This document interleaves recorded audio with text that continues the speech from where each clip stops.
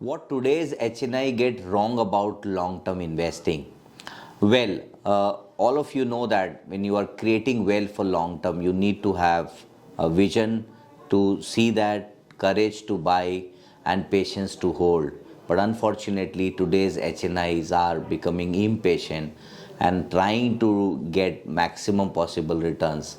But sometimes they forget that there would not be a situation when every time you continue to get positive returns from the equity markets.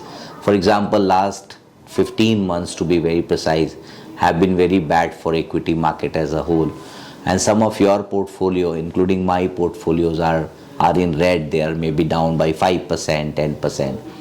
But when you look at the study, it clearly suggests that when you look at last 30 years of data points, whenever there has been a situation like this, when markets are down for a year or two, then very next year we see that market bounce back very sharply, and it delivers double than the returns what is expected. Because historically, when you look at since 1991, the benchmark has ended up, the broad benchmarks like Sensex and Nifty has ended up delivering at least 12% CAGR returns.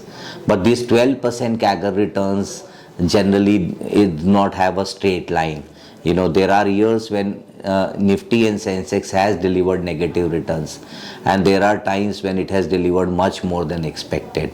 So I would suggest to all our investors that, you know, to have good amount of patience and see to it that when you have a long-term horizon, then I'm overconfident that as an economy we are going in the right direction, and you know you will achieve your goals. Thank you.